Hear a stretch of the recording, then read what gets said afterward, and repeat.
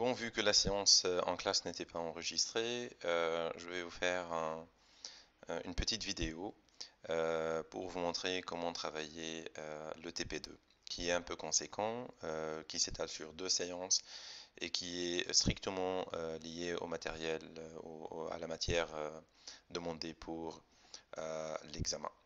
Donc, le but sera de mettre en forme un document complet qui pourra servir de patron de mémoire ou de rapport de fin d'études d'un projet de fin d'études. À cette fin, l'étudiant est amené à insérer une page de couverture pour son rapport, de créer et appliquer des styles prédéfinis et des styles personnalisés, de créer une numérotation multiniveau pour ses propres styles de titres.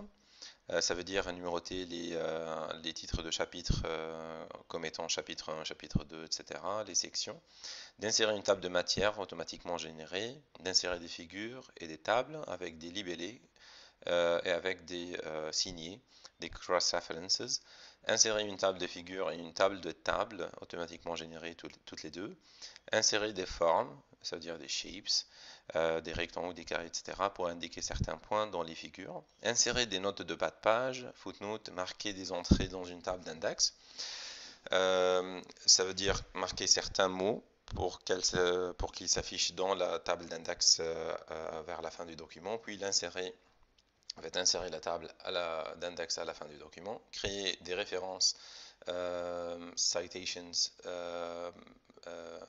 pour insérer enfin la bibliographie, la liste de lecture bibliographique à la fin du document, et bien sûr pouvoir numéroter automatiquement les pages en bas. Donc pas mal de choses à faire. En suivant les indications, il s'avère qu'il y a un projet qui s'appelle Software Engineering Project Template avec du texte brut là-dedans. Donc en fait, un plus de ce projet-là ou de ce long exercice, c'est de pouvoir acquérir certaines notions sur le développement des applications et sur le génie logiciel pour les étudiants qui effectivement un jour choisiront le parcours de MIS ou Management Information Systems, là où ils apprendront à faire des logiciels pour servir les métiers. Donc, afin d'atteindre ces objectifs, le travail est organisé en étapes, 19 étapes. Donc, il faut ouvrir le fichier avec le texte brut, puis le sauvegarder avec le nom SE Project Template formatted.docx. Donc, ou bien on fait copier-coller de ce fichier-là et on change la copie, ou bien on l'ouvre comme il est indiqué, et on le sauvegarde à partir de fichier, file, save as, enregistré sous, on choisira le même emplacement, a priori, pas de souci, et on changera le nom en fichier mis en forme ou formaté, si on peut le dire, formatted.docx. Donc ça c'est déjà fait, on peut remarquer le changement du nom de fichier de là en haut. Le document doit être à l'état brut comme l'indique la photo qui est par là, l'image. Effectivement il y a légèrement une petite différence dans ce qu'on voit ici et la figure. Moi je l'ai mis lors de la prise de l'écran en cette forme là, en mode lecture. Si on revient au mode édition de document, on revoit ce format là. Donc pas de souci, c'est juste pour vous dire qu'il n'y a que du texte non mis en forme. Le document devra ressembler à la fin à ce qu'on voit dans la figure numéro 4, qui est là en fait, qui vous montre un document complet avec une page de couverture, page remerciement, résumé, une table de matière bien élégante, table des figures, table des tables, un petit chapitre non numéroté qui s'appelle comment mettre en forme ce document, et puis chapitre introduction qui explique pas mal de choses avec une table par là, qu'on la voit par là, un chapitre 2 avec des photos, des liens, des hyperliens, des notes de bas de page qu'on voit par là, les pages numérotées partout, une petite table par là, et en fin de compte, une table d'index, là où on voit les pages sur lesquelles s'affichent certains mots clés du document et la bibliographie vers la fin. Ok. Donc, afin d'atteindre ce format-là, qu'on peut aussi, en fait, selon l'énoncé du TP, Alt et flèche gauche nous ramène vers là où on a cliqué. Donc on peut lire que ça, on peut le vérifier aussi dans le SE projet template formatted.pdf. Donc on peut vérifier ça dans ce fichier-là. Effectivement, on essaye d'imiter, de faire comme ce fichier-là. Page de couverture et tout le reste qu'on a mentionné. Donc on va tout le temps vérifier que notre travail ressemble à ça. Ok? Bon. L'étape numéro 2, donc on a fait l'étape numéro 1 là où on a juste sauvegarder le fichier avec un autre nom pour, si jamais on se trompe ou on a supprimé une portion du texte, une part du texte, on peut y revenir. Donc, on commence par la couverture. Il faut insérer une couverture de type filigree et la remplir avec les infos présentes au début du document. Il faut suivre également l'étape suivante, qui est l'étape numéro 3, et comparer le travail au résultat attendu que nous montre le fichier formatted.pdf. L'étape suivante consistera à créer un style de titre, un style qui s'appelle titre de couverture, avec les propriétés suivantes. On va suivre tout à l'heure ces propriétés-là, et on va appliquer le style sur les lignes indiquées par là. Donc, commençons par la couverture. Donc, afin d'insérer une couverture, on va dans Insert, Cover Page, et on choisira facilement la filigree sur la deuxième ligne à gauche. Donc, c'est ce patron-là. Donc, afin de le remplir, on va copier et coller le texte par là. Donc, on a deux problèmes. Si on sélectionne toute la ligne avec la souris, on voit ici le petit symbole de passage à la ligne qui est copié avec nous. Donc, si on coupe tout et on remonte en haut pour l'insérer, donc ça va nous gêner en insérant en fait un nouveau passage à la ligne qui est inutile d'un côté, et après on va que le style change en fait. Donc il y a le texte brut qui se remet à la place du texte bien décoré qui était là. Donc en choisissant Keep Text Only, on peut se débarrasser de l'entrée et également de la mise en forme du texte brut. Et sinon, parfois quand vous voulez vraiment vous débarrasser des entrées en les évitant. Donc en affichant à partir de là les caractères non imprimables, vous pouvez sélectionner, mais après avec le Shift et flèche à gauche, vous pouvez bouger d'un petit coup et couper juste le texte nécessaire. Donc ça vous permettra en fait de juste remplacer le minimum nécessaire par là. Donc on va tout maintenant, contrôle tout. Je dis garde-moi le texte uniquement, keep text only. Parfait. Donc maintenant, le sous-titre, vous faites de la même manière. Donc vous prenez ce texte-là, projet soumis à, etc. Il faut le mettre selon le document formaté de .pdf. Selon ce document-là, il va se mettre presque au milieu. Donc là aussi, l'affichage de caractères non imprimables, ce bouton-là vous aidera à savoir où est-ce qu'il faut le mettre, parce que si on se met comme ça, on tâtonne un petit peu, on essaye de voir où est-ce qu'on va les mettre. Donc là, ça clignote, mais si on met le texte, on va voir que ça va sauter à la page suivante. Pourquoi? Parce que ce bouton-là, magique, nous montre qu'il y a un saut de page, page break, et le curseur, quand on clique, il est par défaut à la fin du page break, c'est-à-dire au début de la page suivante. Donc, par contre, si on est là, si on met un petit espace nécessaire pour insérer ces lignes-là, tout ira bien. Donc pour le sous-titre, en fait, je vais vous laisser le faire pour la date, etc. Donc vous allez ramener tout ça à partir de cette page-là et vous gardez comme première ligne le mot remerciement. Ok? Donc vous remplissez le reste. Par contre là, la forme, on n'est pas content du tout. Effectivement, c'est l'étape numéro 3 qui va nous soulager et va nous dire il faut créer un site qui s'appelle titre de couverture. Donc mémorisez avec moi les étapes à faire. Il doit être basé sur normal. Le style de suite following style, c'est lui-même, c'est le même style, ça veut dire titre couverture. La taille de la police font size, c'est 14. Couleur bleu accent 1, blue accent 1. Alignement du paragraphe centré et espace avant le paragraphe de 48 points. Donc déjà, comment créer un style? Donc on a ce petit raccourci par là. Si on clique, on retrouvera la liste des styles. Si la liste est détachée comme ça et flotte sur votre document, vous pouvez la docker, la coller à droite de votre document, comme ça. Et aussi, au labo, d'habitude, vous ne retrouvez pas la mise en forme, vous n'avez pas un aperçu de la mise en forme des différents styles, donc vous cliquez sur Show Preview et vous allez pouvoir avoir un goût de ce que ces styles-là font. Nous, on va faire un style qui est basé sur normal. Donc, je vous propose, quand vous créez un style qui va être appliqué sur une ligne donnée, de cliquer sur cette ligne-là. Parce que vous allez voir que quand je vais valider avec OK, le style créé va être automatiquement appliqué sur cette ligne-là. Donc, pour ne pas endommager les autres lignes, je vais garder le curseur ici. Je vais être sûr que c'est déjà normal parce que mon style est basé sur normal. Ça va faciliter la tâche. Sinon, au pire des cas, vous changerez à partir de là. Style basé sur normal.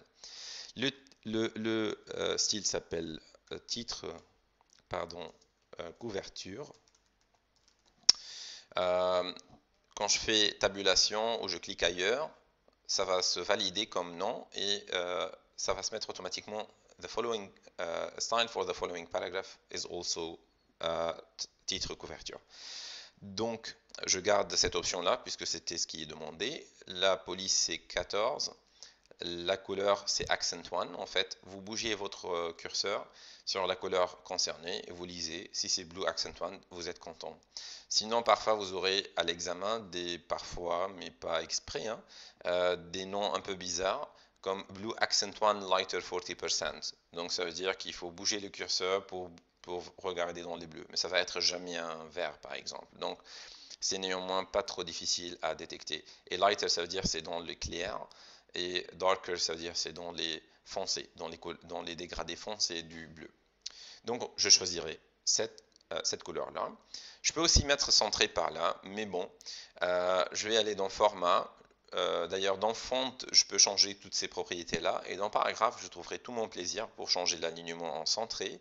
Et l'espacement avant, space before, à 48. Vu qu'ils n'ont rien précisé d'autre, je garderai tout le reste tel qu'il était. Par exemple, là, il y a 8 points, je ne vais pas les changer. Ok, à l'examen, faites pareil. Ne changez rien d'autre que ce qui est spécifié dans l'examen. Je validerai par OK. Je dirai OK par là. N'oubliez pas, mon curseur, il est là. Vous allez remarquer que dès que je validerai, cette ligne-là changera de tête et deviendra titre couverture. Ben, c'est normal, je vous ai prévenu. En fait, pour appliquer sur les autres lignes, je peux cliquer ou mettre le curseur n'importe où sur n'importe quelle ligne et les appliquer comme ça. Sinon, je peux sélectionner aussi les 3 lignes d'un coup et appliquer le style. Oups, j'ai du coup en fait un style qui est légèrement différent du résultat attendu. Parce que là, je vois les 2 premières lignes collées et les 3 lignes par là qui sont collées. Et ben, j'estimais en fait à ce moment-là, quand j'ai fait l'exercice, je n'ai pas donné de remarque, je comptais sur vous pour se rappeler que en fait, vous allez faire cette logique-là. Le style consiste à faire un espacement avant de 48 points. Chaque ligne désigne un paragraphe vu qu'il y a des entrées. Ok. Donc, entre cette ligne-là et cette ligne-là, il y aura 48 points, c'est normal. Alors, comment jouer sur ça? Comment ils ont obtenu l'autre mise en forme, comme ceci? Eh bien, effectivement, parce que ils ont supprimé l'entrée et ils ont fait Shift entrée pour créer juste un saut de ligne tout en restant dans le même paragraphe. Donc je vois le signe de paragraphe ici et uniquement là, donc ça veut dire d'ici jusqu'à là c'est un seul paragraphe. Pareil, je peux en fait supprimer l'entrée et mettre Shift entrée et du coup les 3 lignes là vont être consolidées comme étant un seul paragraphe entre ce signe et ce signe là et non pas chaque ligne un paragraphe à part. Et bien du coup il n'y aura qu'un seul espacement avant la première ligne de cette suite-là jusqu'à la fin. Parfait. Donc cette étape-là est faite. On passera au suivant. Alors, c'est quoi le suivant? Il nous demandera en fait très facilement d'appliquer les styles Heading 1 sur les titres, sur les principaux titres. Remerciements, résumés, etc., etc. Moi, je les connais bien, donc je vais le faire vite fait. Vous lisiez exactement tous les emplacements pour avoir exactement le même résultat attendu. À l'étape 5, on aura appliqué le style heading 1 juste à la fin, à un certain titre qui est vraiment vers la fin du document. Donc je vais faire les deux étapes d'un coup. Faisons ça. Donc je clique sur remerciement, heading 1. Ok, je peux aller aussi avec le curseur, puis je clique sur heading 1. Ça sera un peu plus vite, heading 1, plus vite, heading 1, heading 1. Sur ce titre-là, heading 1, page down, page down. Ok, je crois que c'est jusqu'à la fin en fait. Je peux faire d'ailleurs CTRL AND, ça va aller à la fin du document, tout à la fin du document. Il y aura deux lignes par là. Je vais faire une petite entrée pour pouvoir insérer la table d'index tout à l'heure. Donc je mettrai table d'index comme de cette manière-là et bibliographie de cette manière-là, heading 1. Et juste cette petite ligne-là, après l'avoir séparée avec une seule entrée en heading 2. Voilà, ça c'est fait. Donc l'étape 4 et 5 sont faites. Après, il nous demandera de créer trois styles de paragraphes et de les appliquer comme indiqué. Un titre de chapitre, un titre de section, un titre de sous-section. Le premier est basé sur heading 1, le deuxième sur heading 2, le troisième sur heading 3. Style de suite, c'est toujours normal, mais qui sont appliqués. Style de titre de chapitre, c'est appliqué sur chapitre 1, introduction, chapitre 2, je ne sais pas comment ça s'appelle, etc. Les titres de section qui sont numérotés en chiffres romains puis arabes, donc c'est 1.1, 1.2, comme ça, ou 2.2, 2.1, etc. Mais romains et puis chiffre arabe, donc ça va être titre de section. Quand les deux chiffres sont arabes, ça veut dire que c'est un numéro de sous-section. Parce que le numéro de sous-section est en chiffre arabe et le numéro de niveau précédent qui est le numéro de section, c'est en chiffre arabe. Donc ça c'est bon, mais il nous donne une petite note, donc il faut tout lire avant de commencer à appliquer. Parfait. Après l'application de ces styles sur les lignes indiquées, il faut supprimer les numérotations qui sont manuellement faites, comme le mot chapitre 1, le 1.1, etc., car elles seront automatiquement faites dans l'étape suivante. Et bien parfait. Apparemment, il y a dans l'étape 7 une numérotation automatique qui va venir, qui va vraiment faire cette numérotation chapitre 1, romain, arabe, etc., avec les bons espacements et tout. Donc, pour le moment, je vais juste créer ces trois styles-là. Je vais les appliquer là où c'est destiné, indiqué. Et puis, en fait, je vais enlever en même temps les numérotations. Et d'ailleurs, pour vous dire le résultat attendu, en fait, ça sera quoi? Donc, vous remarquez bien ici dans la table de matière. Donc, on remarque que remerciements, résumés, etc. apparaissent dans la table de matière. Ceux qui ont fait le TP1 savent très bien que, en fait, ça vient du fait qu'on a appliqué heading 1 là-dessus. Et quand on insère table de matière, le heading 1, c'est le titre de niveau 1. Ici, on trouve aussi des lignes qui apparaissent au même niveau, niveau 1, comme si c'était un heading 1. Mais en fait, ils seront numérotés, et ils seront numérotés automatiquement, comme vous allez le voir tout à l'heure. Effectivement, cet effet-là, on l'obtient en créant des styles propres à nous, qui s'appellent titre de chapitre, titre de section et de sous-section, en les appliquant sur ce ligne-là, en créant une numérotation automatique pour eux, pour ces styles-là. Mais en fait, du coup, je ne changerai pas heading 1 pour qu'il soit numéroté. Je le garde non numéroté pour avoir le chapitre remerciement non numéroté. Ça sera très moche d'avoir chapitre 1 remerciement, chapitre 2 résumé. Non, je les aurai non numérotés et puis ça va commencer avec le vrai premier chapitre de mon document. Ok? Voilà, donc c'est ça l'idée. Afin de l'atteindre, n'oubliez pas que d'habitude, vous allez prendre cette habitude-là. Quand vous allez créer un nouveau style, vous vous mettrez sur la ligne là où ça va s'appliquer. Sinon, si jamais vous appliquez par erreur un certain style sur une ligne, vous le savez déjà, depuis le TP précédent, on appuie sur Clear All ou bien sur ce bouton-là, Clear All Formatting, et ça va revenir en normal, on réappliquera le style qu'on veut. Ok? Donc, pas de souci, mais moi je préfère toujours aller plus vite et c'est tout. Donc, je créerai un nouveau style, je l'appellerai titre de chapitre. Je le voudrais basé sur heading 1 et le style de suite normal. Donc, en appuyant sur la lettre N, en fait, je tomberai sur le bon style. Je ne changerai rien d'autre vu que ce n'est pas indiqué. Donc, je ne changerai rien d'autre. Je dirais OK. Et comme vous le verrez, ça s'applique automatiquement. C'est le même effet que Heading 1 pour le moment, mais il y aura une grande différence tout à l'heure quand titre chapitre sera numéroté, Heading 1 restera sans numéro. Donc, comme je l'ai dit, je vais supprimer ces numérotations-là. Je vous les ai gardées dans le document texte brut, juste pour que vous arriverez à détecter les emplacements des numéros en fait dans le document. Ça sera plus facile pour vous que vous indiquer en fait dans l'énoncé du TP, aller sur la ligne qui dit le domaine métier, l'application modélisée, etc. Ça sera beaucoup plus facile de cerner en fait les chiffres qui sont par là, les numéros, et créer les styles, les appliquer là-dessus. Donc introduction, ben, je vais faire Shift et Home pour aller au début de la ligne et je vais supprimer tout d'un seul coup. Je vais me mettre sur cette lignée-là. Je ne vais pas aller sur tous les titres de chapitre d'un seul coup. Je vais créer section et sous-section et après je continuerai la mise en forme du document comme il faut. Donc un nouveau style, titre, section. C'est basé sur heading 2 et le style de suite c'est normal. Donc je choisirai par là, OK, c'était appliqué, parfait. Sur la ligne concernée, je vais supprimer la numérotation. D'ailleurs, pareil, je fais avec Shift Home, je supprime la numérotation et j'appliquerai titre de section.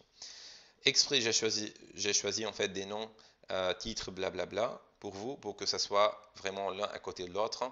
Vous n'aurez pas à parcourir tout le menu style pour chercher vos styles et créer. Donc comme ça sera beaucoup plus facile pour vous. Donc Shift et Home, encore une fois, je supprime la numérotation.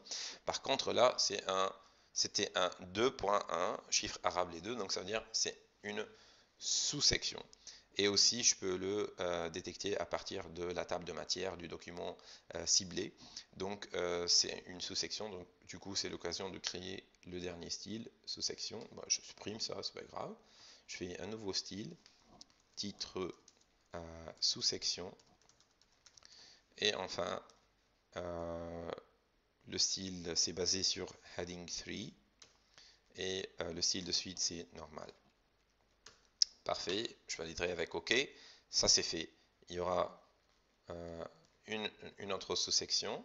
Donc, je supprime comme ça. J'applique le titre de sous-section. C'est fait. On continue de la même manière. Le plan du document, c'est un 1 romain. Donc, c'est un titre de section. J'applique. Là, il y a un titre de chapitre analyse. Donc, j'applique là-dessus. Une section qui s'appelle introduction, donc c'est une section. Là, c'est une section. J'aurais aimé créer des raccourcis pour ça, pour aller plus vite, mais là, je ne vais pas vous montrer comment ça se fait. Sous-section, sous-section, et ainsi de suite. En fait, je vais arrêter la vidéo un petit peu pour finir le reste et revenir vers vous. Voilà que je suis presque à la fin, donc il me reste que le dernier chapitre 4. Ok, chapitre. Et j'ai une seule section par là, c'est fait. Donc le reste c'est déjà fait avec le heading 1, c'est parfait. Donc j'ai tout le document en fait qui est formaté selon ces styles-là, les trois titres. Faisons l'étape suivante qui consistera à numéroter les lignes correspondant à ces styles-là. Donc il faut créer une numérotation automatique multiniveau. Multi-level list, il y a deux figures qui montreront comment ça se fait, mais je vais faire la vidéo. Et les niveaux 1, 2, 3 correspondront aux trois styles créés dans la partie ABC de l'étape précédente. Donc, comment ça se fait? Il faut aller dans... ça sera mieux d'avoir le curseur sur l'un de ces styles-là. Pour une certaine raison, parfois, Word ne met pas à jour les styles si ce n'est pas le cas. Donc, je dis Define Multi-Level List. Il faut appuyer sur More, absolument.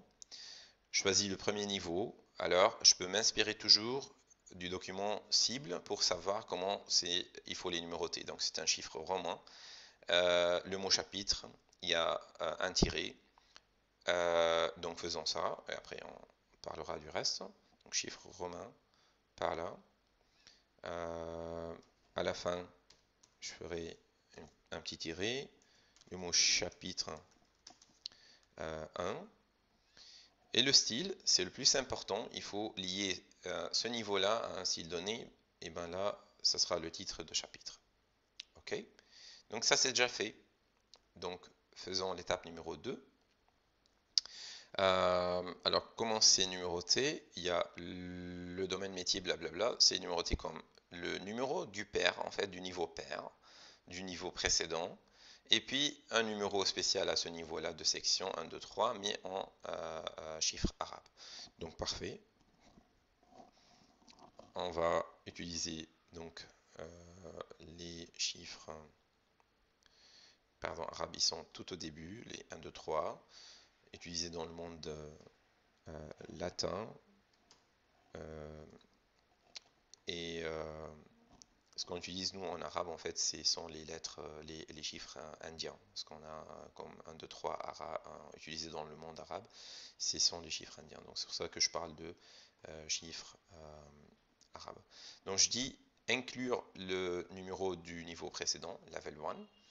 Vu que mon curseur il était par là, donc c'est pas bon, il va être affiché à la fin. Donc je vais appuyer sur Home pour aller tout au début de la ligne. Vous voyez là, je crée des espaces par là. Donc j'ai fait Home pour se mettre avant. Je dis rajoute le numéro du pair, en fait du niveau précédent. Je mets un petit point et voilà le résultat. Donc j'ai le 1.1 voulu. Je choisirai titre de section et là ça sera bien sûr lié à ce style-là. Le niveau 3 il est numéroté avec le numéro du pair qui est déjà un chiffre arabe et puis on a un chiffre arabe à côté. Donc on va aller dans ce document-là, hop, choisir ce style-là. Il n'y a pas de parenthèse, il y a toujours des points avant et après. J'appuie sur Home pour aller au début de la ligne. Include le niveau précédent seulement, pas le niveau d'avant. Du grand-père, juste le père qui est le niveau de section. Après, je choisirai titre de sous-section, et là c'est fait. Je valide par OK, et pouf, j'ai toutes les lignes en fait qui sont numérotées comme il faut. Là, vous voyez, cette fois, les numéros sont automatiques. C'est-à-dire, le fond, la couleur de fond, c'est grisé, parce que c'est un champ que vous ne contrôlez pas. En fait, c'est une numérotation automatique faite par Word. Et bien, qu'est-ce que ça veut dire? Ça veut dire que si jamais par exemple, je crée un nouveau titre de chapitre qui s'appelle Avant-propos. Je le mets comme titre de chapitre. Ben ça va être numéroté 1 et introduction va sauter à 2. Tout le reste aussi, ça va être 3, etc. Ok, donc c'est parce que c'est incrémenté automatiquement par Word. CTRL Z pour aller en arrière. Pareil, là pour les sous-sections, etc. Si jamais je rajoute une section, bon, vous avez capté l'idée, ça sera automatiquement changé.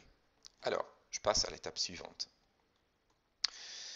8. À la ligne vide après le titre table de matière, insérez une table de matière en tenant compte de vos styles de titre. Et bien effectivement, là vous allez voir que la table de matière va être insérée comme une fleur, en fait, très facilement. Donc je vais mettre là, ce style-là, qui prend en compte heading 1, 2, 3, mais effectivement, vu que mes styles sont basés sur heading 1, 2, 3, ils vont être pris en compte automatiquement. Ok. Sinon, je peux dire aussi Custom Table of Contents. Si je clique là-dessus, là, j'aurai dans Options le choix pour ne pas sélectionner uniquement heading 1, 2, 3 comme Table of Content Level 1, 2, 3, mais je pourrais aussi choisir d'autres styles. Là, vous remarquerez que titre de chapitre qui est basé sur heading 1, il était indiqué comme un titre de niveau 1 dans la table de matière, titre de section, etc. Donc comme je vous ai dit, il n'y avait rien à faire, c'était pas nécessaire de rentrer ici, mais c'est juste au cas où à l'examen, je vous demanderai de rajouter en plus de heading 1, 2, 3, ou à la place de heading 1, 2, 3, parce que là, je peux le changer, par exemple, je peux le supprimer, je peux ne pas l'avoir. Ok. Si jamais je vous demanderai d'avoir un style propre à vous pour être affiché dans la table de matière à un certain niveau, ben, c'est à partir de là que vous pourrez le changer. Vous remarquez, par exemple, là, à la fin, titre ou couverture, il n'est pas impliqué, mais j'aurais pu le rajouter à un certain niveau en mettant 1 ou 2 ou 3 dans cette case-là. Je dirais OK, et pouf, une table de matière, nickel, automatique, pareil, couleur de fond grisée parce que c'est automatique, et la variable. Faisons l'étape suivante. 9. Insérer des sauts de page, ça veut dire des page breaks, au début de chaque titre principal. Ensuite, mettre à jour la table de matière. Eh bien oui, parce que quand on va mettre, comme dans ce document-là, comme vous le verrez dans ce document, les nombres sont différents. On a la table de matière à cet emplacement-là, la table des figures ici, table des tables là. Chaque chapitre commence au début de la page, même s'il y a des espaces vides, mais on a chaque chapitre commençant à une page à part. Et bien comment ça s'est fait? Vous le savez déjà peut-être, c'est avec les sauts de page. Je peux l'insérer en mettant le curseur par là et en faisant un seul page break. Seul souci en fait, c'est que ça va me créer sur page break par là, ça va hériter le style et j'aurai un style un peu bizarre qui ressemble à heading 1 qui s'affiche par là. C'est peut-être pas très gênant, mais si on fait une entrée ou quoi que ce soit, ben ça pourra gêner. Donc on a deux solutions, ou bien je fais le saut de page et après j'applique clear or formatting pour avoir une ligne normale. Sinon, ben, les espaces vides qui sont là vont m'aider à insérer un saut de page et puis je le supprime cette ligne-là vide pour remonter la table de matière, la ligne table de matière au début. Pareil, là, je vous ai gardé des lignes vides partout, exprès pour que vous puissiez faire en fait page break et puis vous supprimez la ligne vide parce qu'elle est plus nécessaire. Page break, je supprime. Page break, ou bien contrôle enter en fait, ça marche très bien aussi. Page down pour aller un peu plus vite. Là, control enter, et puis je supprime. Page down. Hop. Control enter. Ok, et donc vous remarquez que mon document ne contient pas des entrées, des espaces vides pour rien. Il est tout propre. Même là où il fallait créer des espacements agréables dans le titre, je l'ai fait dans la page de couverture, je l'ai fait avec un style propre à ça, avec un espacement avant le paragraphe. Donc on ne rajoute jamais des espacements à la main dans un document propre, parce que si jamais je sélectionne ou je change la police du style appliqué sur ces lignes vides là, ben, les écarts vont changer avec le temps et vous n'aurez plus vos chapitres qui s'affichent sur le début, au début de la page suivante. Par contre, saut de page, eh ben, ça fait exactement ce qu'il faut pour vous. Ok, donc là, ce sont les sauts de page. Si je remonte par exemple la bibliographie, on peut lire très bien en bas à gauche que c'est la page 16. Ben, si je dis CTRL HOME pour aller au tout début et puis je saute vers la table de matière, ben, on peut voir très bien que la bibliographie c'était à la page 6 en fait. Ok, donc absolument il faut mettre la table de matière. Vous avez deux solutions, ou bien bouton droit Update Field, mettre à jour le champ. Sinon, dans les nouvelles versions, il y a ce marqueur là d'habitude qui s'affiche en haut pour vous dire mettre à jour le champ. Et sinon, quand vous aurez plein de tables, vous sélectionnez tout le document, CTRL A pour sélectionner tout le document et vous appuyez sur F9, ça va mettre à jour toutes les tables. Et donc là, on verra bien que la bibliographie, eh ben, elle est sur la page 15. Ok, voilà. Maintenant, on passe à l'étape suivante. Donc, insérer les figures de 1 à 6. Je ne vais pas faire toutes les figures, c'est à vous de jouer. Aux bons emplacements dans le document et donner des bons libellés. Et donc, je vais juste insérer quelques figures, par exemple la première. Allons voir dans le document où est-ce qu'il faudra l'insérer. Et bien, on retrouve que la figure 1, c'est là. Sinon, aussi à partir de la table de matière, je peux cliquer pour aller voir sur quelle page. Donc, c'est sur la page 7. Et c'est entre ce mot-là, les mêmes noms et le mot pour. Donc au lieu de vous embêter avec toutes les explications pour savoir où est-ce qu'il faut les insérer exactement, eh bien, repérez-vous au fichier formaté PDF et détectez les emplacements des figures et vous pouvez même à partir de là copier les libellés pour ne pas avoir à les écrire à la main. Donc je reviens à mon document en fait. je peux cliquer sur ce titre-là, parce que c'est là où il faudra les insérer. Et ben, je trouve l'emplacement et c'est là où il va falloir insérer l'image. Donc, ou bien j'utilise Insert Picture et pas Online Picture. Picture, à partir de là, je le choisirai à partir du dossier du projet. Ou bien je peux même là, prendre l'image. Donc, je peux prendre l'image, la glisser, cliquer sur Word par là et la mettre là où je veux. D'ailleurs, là, je peux mettre en haut, en bas, etc. Et bien, moi, je vais choisir ça. Donc, d'ailleurs, c'est aussi en ça que c'est utile, ce petit curseur là, parce que ça va vous montrer les emplacements où il faudra insérer les figures et les autres choses. Et ben, je peux réduire un petit peu la taille de ma figure.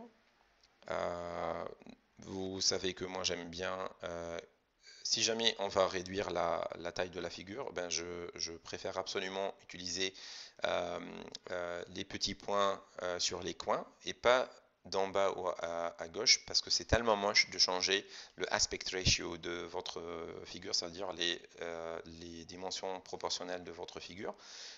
C'est complètement anodin de le faire. Donc moi je propose de garder les tailles. On peut réduire de droite et de gauche en même temps en utilisant les coins. Après, on peut aussi demander de le mettre centré avec CTRL E. Bouton droit là-dessus pour lui rajouter un libellé, caption. Espace, je collerai le texte que j'ai copié du document formaté. Je dirais OK, et bah c'est fait. Si jamais on a besoin d'insérer un cross-reference vers cette figure-là, eh ben, on peut dire CF convert to, et là on a besoin de mettre figure 1, ben, on va dans References, Cross-Reference, et au lieu de choisir les numbered items qui sont les titres, etc. qu'on a déjà créés, je peux aller dans Figure et je dirais Only Label and Number. Si j'avais d'autres figures, j'aurais le choix, mais là j'ai qu'une seule, donc je dis insérer, close, et voilà. D'ailleurs, si jamais on n'était pas sur la bonne page, même en étant dans Word, je peux cliquer CTRL et clic sur la figure, ça va me rediriger vers la figure, la bonne page, même si c'était la page 200 ou 300. OK? Et avec Alt, Left Arrow, flèche gauche avec Alt, je peux aller au dernier emplacement. OK? Donc ça c'est fait, c'est parfait. Et pour insérer la table de figure, en fait, comme indiqué là, je mets le curseur avant le page break, je fais une entrée pour avoir un petit espace vide, et je vais dans Insert Table of Figures, et là je dis OK, parce que j'ai rien à déclarer, et j'aurai automatiquement mon figure. Bien sûr, ça aussi c'est cliquable, CTRL et je clique, et paf, je vais dans la figure concernée, Alt et flèche gauche, je reviens vers la table.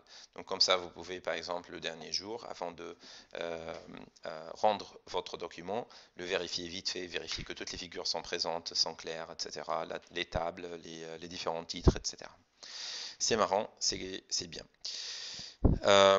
Alors, si vous me permettrez, en fait, je vais sauter vers l'étape 12, je reviendrai à l'étape 11. D'ailleurs, oui, je l'ai déjà fait en fait. La 11, c'est rajouter une cross-reference ou un signé, on dit en français, à la figure 5, à la fin du premier paragraphe. Ben, on l'a déjà fait, mais pour la figure numéro 1, donc c'est pas grave. Étape numéro 12, rajouter des formes. Voilà, donc c'est ça ce que je voudrais faire. Ce qu'on appelle shapes, qui sont nécessaires pour certaines figures. Okay, donc, comme par exemple là, on a deux petits rectangles qui highlight en fait, qui met l'accent sur un petit point qui l'encadre. Ici, on a une petite ellipse, etc. Donc, on a des petites formes comme ça. Donc, ça, on peut le faire facilement en dessinant avec les formes de Word. Donc normalement la forme qu'on a déjà vue pour la première figure, c'est ça, c'est le round rectangle. Je le choisis par là, je dessine. Donc là, ça va couvrir toute la zone. Je peux aller dans Shape Fill, la couleur de remplissage de la forme. Je dis rien. Et je peux même jouer avec la taille, etc. Mais normalement, c'était pas mal déjà. Donc on peut la garder comme ça. Je peux même copier-coller en fait et juste ajuster un petit peu la taille pour ne pas avoir à réinsérer une nouvelle forme en fait, et j'ajusterai cette forme là à cette zone là pour indiquer que c'est par là qu'on change les choses. Parfait. Donc ça c'est fait, c'est bien. Euh, Étape 13, créer une table, créer la table de la sous-section 2.2 et une autre table quelque part autre. Et il faut appliquer le style Grid Table 2 Accent 1 à la table 1. Donc, comme on a déjà fait en classe, en fait, on va se rediriger vers le bon emplacement. Je ne me rappelle pas très bien, mais supposons que c'est là, par exemple. Donc, je ne vais pas respecter ce point au détail, mais vous, à l'examen, vous faites comme indiqué. Pour gagner du temps, je vais l'insérer juste là. Et si vous regardez, en fait, le document formaté, donc oui, c'est A22. Peut-être je ne vais pas faire le fainéant, je vais mettre là. Et en fait, elle a cette tête-là, la table. Donc, si on compte les nombres des colonnes et des lignes, on a 1, 2, 3, 4, 5 colonnes et on a 6 lignes. Donc, je reviens vers mon document. Effectivement, je n'étais pas très loin de l'emplacement de l'insertion de la table. Je le mettrai ici, précisément. Je vais dans Insérer, table de table, et je choisirai n'importe quel nombre de cellules. Sinon, je peux aller dans Insert Table et je choisirai ce que je veux par là. Donc là, je vais choisir 6 lignes, 5 colonnes. Je dirais OK. Ça fait peur un petit peu parce que j'ai les caractères non imprimables affichés. Donc, si je les supprime, j'aurai une table normale. Je peux me balader d'une cellule à l'autre euh, avec ou bien les touches droite-gauche ou bien la tabulation. Je remplis vite fait mon tableau. Vous allez voir dans la partie propre à Excel que ce sera beaucoup plus efficace et facile de manipuler les tableaux avec Excel. Là, par exemple, si j'avais à nommer application 1, 2, 3, je peux dire app 1, app 2, je sélectionne les deux cellules, je glisse vers le bas un certain curseur et ça va s'étirer comme si c'était une série de numérotation 1, 2, 3, 4, 5 automatiquement. Et sachez que on peut copier n'importe quelle table d'Excel et la coller sous Word après l'avoir mise en forme, etc. On peut aussi faire des formules de calcul automatique, donc on n'a rien à faire manuellement pour faire des sommes ou autre. Et on peut faire même des chartes graphiques.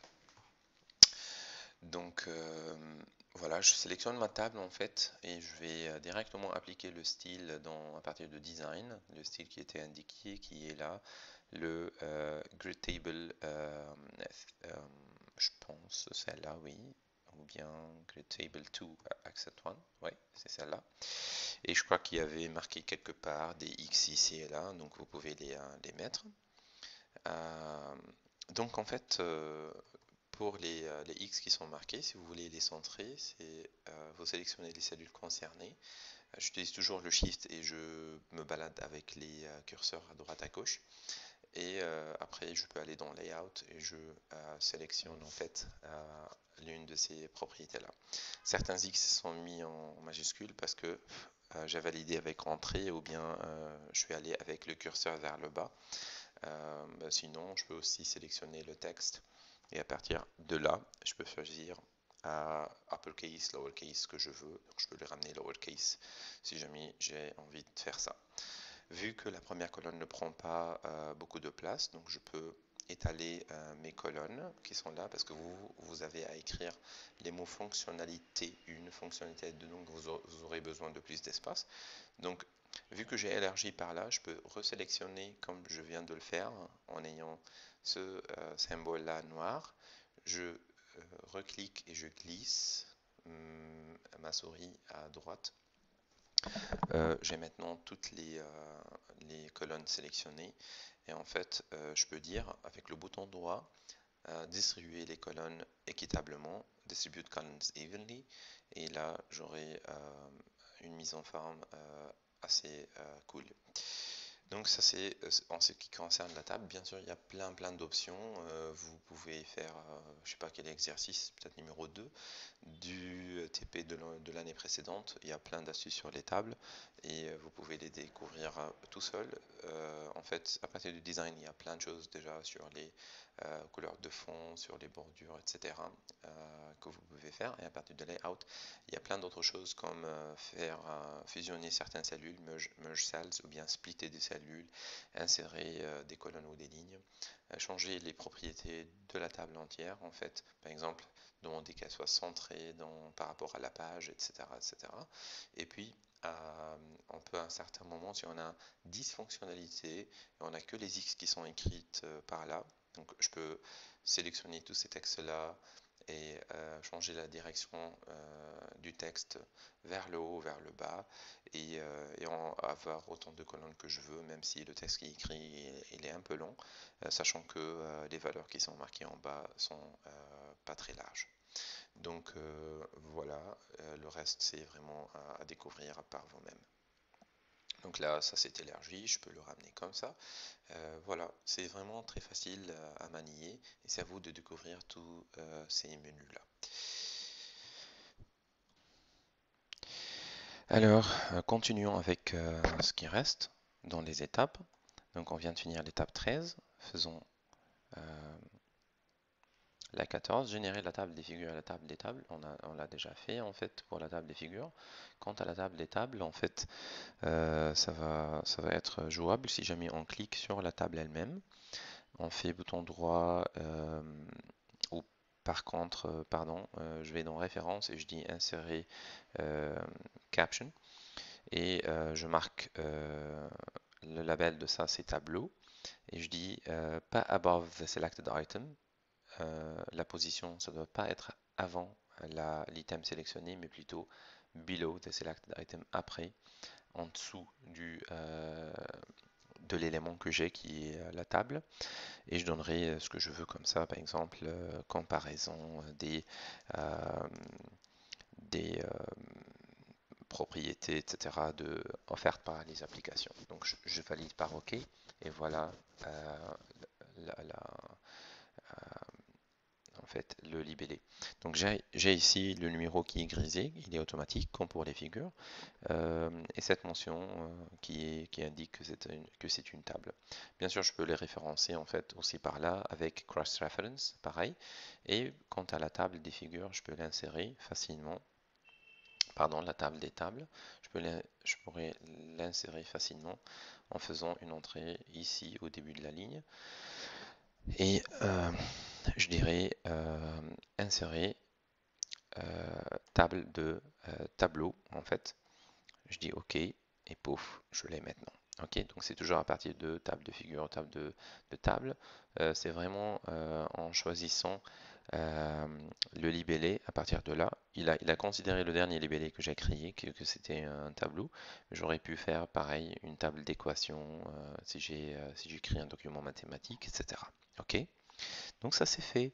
Et en cliquant pareil sur la table indiquée, je peux me basculer là-dessus. Et Alt avec flèche gauche, je reviens vers la page concernée. Donc vous remarquez que c'est beaucoup plus facile aussi pour naviguer vers les pages concernées. Donc pour l'insertion des notes de bas de page, il faudra les rajouter aux mots concernés sur les pages 8 et 14. Donc les notes de bas de page d'habitude en tant que sémantique, d'habitude, ça indique en fait des mots, en fait des explications pour les mots concernés. Parfois, on l'utilise comme ici pour insérer une adresse web. Donc, je suis pas sûr de cette adresse-là, mais juste pour vous montrer. D'ailleurs, vous venez de remarquer que quand j'ai tapé une adresse URL, une adresse web, en faisant espace ou en validant par entrée, automatiquement ça se transforme en lien, en hyperlien, en lien cliquable web. En fait, en sélectionnant ce mot-là, je peux faire bouton droit et je peux dire Remove Hyperlink si jamais je veux que le texte soit normal et non cliquable. C'est parfois souhaitable quand vous allez imprimer votre document en noir et blanc. Donc les bleus comme ça vont être un peu moins foncés, un peu clairs à l'impression. Donc c'est comme vous le souhaitez. Sinon, les avoir cliquables dans un fichier PDF. Donc, si c'est à destination d'un autre lecteur en version électronique, ben, ce sera génial d'avoir les liens comme ça. Mais comme je viens de dire, on peut écrire ce qu'on veut en fait. La Modileo est téléchargeable à partir de l'adresse blablabla. Donc, on peut vraiment mettre ce qu'on veut dans les notes de bas de page. Comment je l'ai inséré? Donc en répétant la manipulation, vous pouvez voir que je cliqué ici et j'ai inséré une footnote. Donc il faut toujours être sûr que le curseur il est devant le mot. Il ne faut pas être par exemple au milieu d'un mot ou n'importe où. Et Word ne saura jamais que vous pensez au mot StarUML. Non, il faut cliquer juste à côté du mot StarUML, appuyer sur footnote pour pouvoir insérer. euh, c'est un éditeur UML, etc. Ok, voilà. Donc en revenant sur ces points-là, par exemple, aussi je crois qu'il y a le point, l'étape suivante de document qui en parle. 15, insérer les notes bas de page. 16, c'est créer des liens, les hyperlinks nécessaires aux lignes indiquant des sites web à la section blablabla. Donc en fait, effectivement, c'est en faisant des espaces, ça suffit déjà. Mais sinon, si jamais en fait vous avez un mot comme click here to go to Google, for example, par exemple, pardon. Donc, cliquez ici pour aller à Google.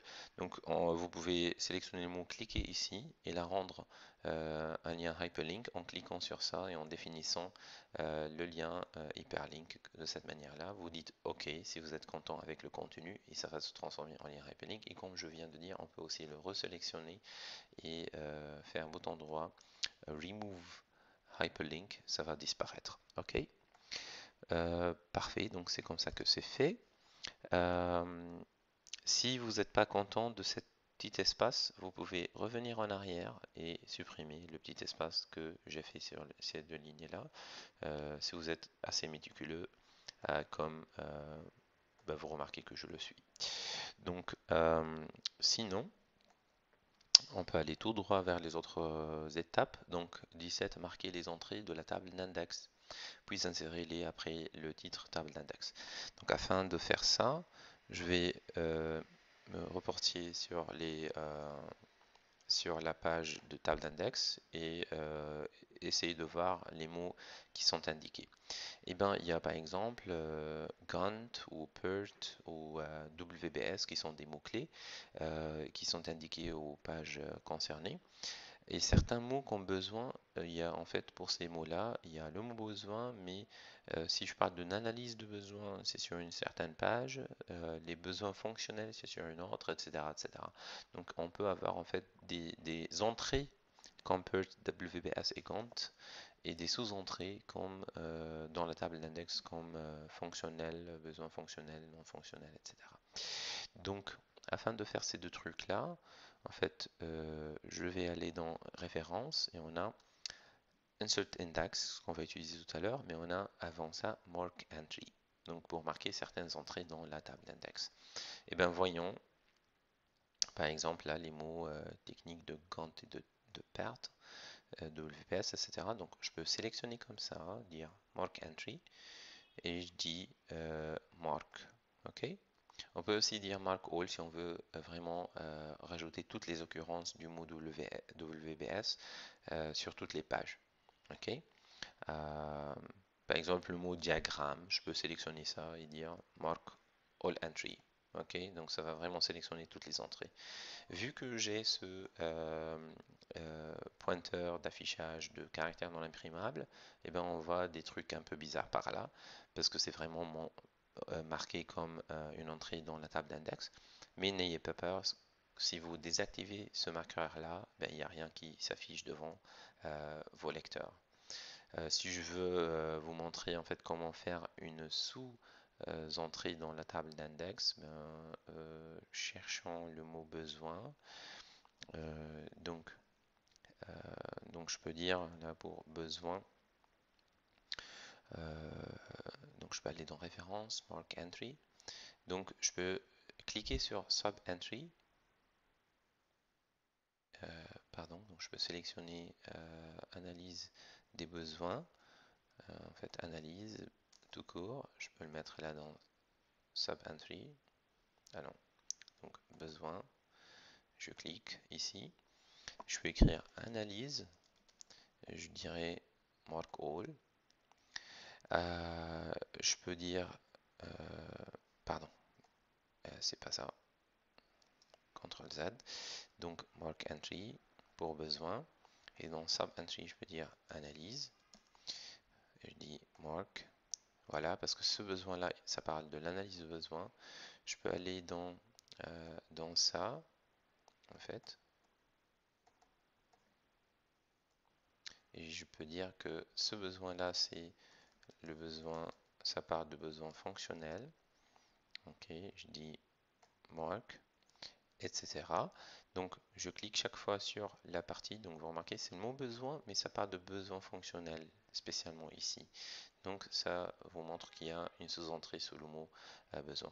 D'ailleurs, on a aussi la possibilité de faire un cross-reference. Par exemple, quand on parle de besoin, on peut dire aussi si ou bien voir aussi la, la partie liée à la spécification ou à la, pardon, bah oui, à la spécification ou à l'analyse de besoin en fait.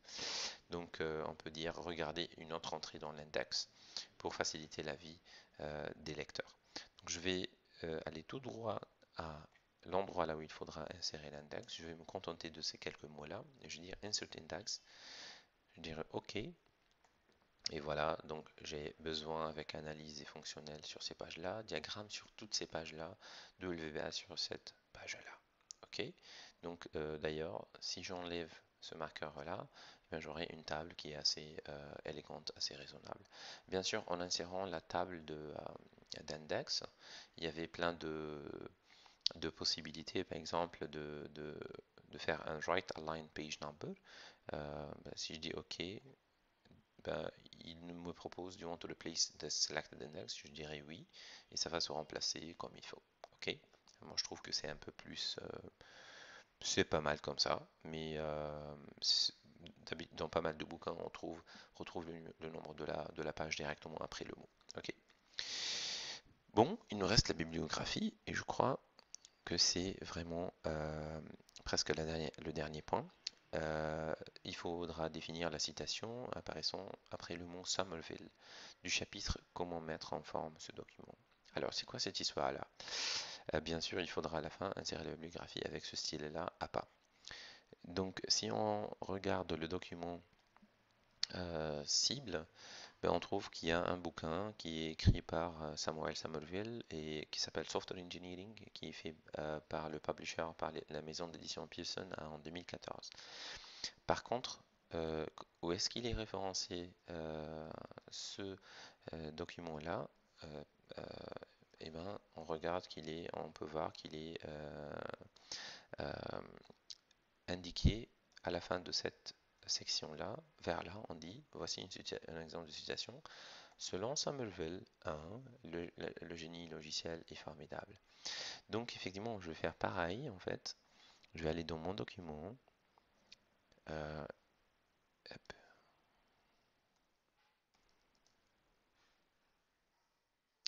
Je vais aller sur la partie qui parle de la citation, notamment ici. Et juste à côté de Somerville, je vais faire Insert Citation. Et là, je n'ai pas de ressource en fait, de source qui est déjà créée. Je vais dire Add a new source. Effectivement, c'est un bouquin. L'auteur, c'est Somerville. Je peux écrire le nom complet ou ce que je veux. Je peux mettre d'autres auteurs pour le même livre. Je crois qu'il s'appelle Samuel, le gars. Et le titre, c'est Software Engineering. L'année, apparemment, c'est 2014. Et le publisher, la maison d'édition, c'est Pearson. Donc clairement, on peut en fait chercher le bouquin qu'on a entre les mains, qu'on a vraiment lu, ou l'article, et on peut trouver toutes ces informations sur Internet, spécifiquement sur Google Scholar ou Siteseer ou d'autres ressources, et vraiment chercher les informations correctes, parce qu'il ne faut pas mettre des informations incorrectes ou incohérentes. Si je valide par OK, eh ben, ça va insérer la référence ici. Ben, c'est clair que ce n'est pas le 1 entre crochets, mais parce que le style il est actuellement à pas. Par contre, si je changerai le style à la fin, eh ben, ça va changer la référence elle-même. Donc n'ayez pas peur, il n'y a aucun souci. En insérant en fait à la fin la bibliographie, voilà, je dirais POC par là. Il y a le mot bibliographie qui s'insère automatiquement, je peux le supprimer en fait. Pardon, là, je vais changer la mise en forme. Et si je suis pas content avec le style de bibliographie que j'ai, eh ben, je peux changer en fait le style de la bibliographie. Je peux dire le IEEE 2006 et là ça va mettre le petit 1, le fameux petit 1. Et si je regarde mon document en haut, là où j'ai mis la citation, euh, voilà la mention, et bien ça va se changer en 1 comme dans la bibliographie. Par contre, c'est automatique, c'est géré automatiquement et c'est affiché comme vous venez de le voir avec une souplesse inédite. Vous n'avez rien à changer ou à faire. Vous changez juste le style comme il est demandé par votre librairie bibliothèque d'université ou bien par votre prof et vous aurez le nouveau format correctement. Ok, bien sûr, il y a plein d'astuces à propos de la bibliographie. On peut faire Manage Sources, importer, exporter des citations, des références, les échanger avec nos copains, nos amis et les reporter d'un document à l'autre. Mais on ne va pas rentrer dans tous ces détails. Pour moi, c'est le plus important de savoir que ça existe et que c'est à partir de ce menu-là. C'est à vous de le découvrir. La toute dernière étape, Cherry on the top. Donc on va juste à la fin insérer les numéros des pages, mais comme indiqué dans le fichier formaté, donc ça veut dire page 8 de 21 ou sur 21. Donc pour faire ceci, ben, je double-clique dans le footer ou dans le header et après je bascule vers le footer, n'importe où. Je vais choisir page number au current position. Je choisirai ce style-là, sinon j'aurais pu créer ça moi-même en écrivant le mot page avec des espaces entre les caractères, en mettant la couleur en gris, une colonne comme ça, et puis le nombre pur et dur sur le current position, comme ça, plain number. Ok. Donc le plus important, c'est ce numéro qui est grisé comme ça, qui est automatique. À la fin, je dis espace. Si je regarde dans Home, ben, la police est en gras, en bold. J'arrête le bold, j'écris 2 et je remets le bold pour avoir le nombre total de pages en gras, en bold. Et là, je vais dans Quick Parts, champ, et il y a un champ automatique qui s'appelle nombre de pages, number of pages. Ok, donc vous le voyez par là. Donc je dis OK et ça va insérer le nombre total de pages. Donc ça va être le même sur toutes les pages. Par contre, le numéro qui est par là, c'est vraiment le nombre de la page en cours. Et ça va être incrémenté sur chaque page. Donc, comment j'ai obtenu l'ordre? Je répète, c'est Quick Parts, Field, et je tape Number of Pages et j'aurai le nombre de pages du document. Donc, parce que c'est une propriété du document et que je peux obtenir de cette manière-là. Voilà, notre document, il est super, il est tout propre, il est prêt à être imprimé, envoyé à n'importe qui va le lire. C'est fait automatiquement de façon assez souple, assez élégante. Et je crois qu'on a fini en fait. C'était la dernière étape. Ceux qui arriveront à finir ces étapes-là, ils peuvent faire les exercices supplémentaires qui venaient du lab, en fait, du TP de l'année précédente. Voilà, bon courage.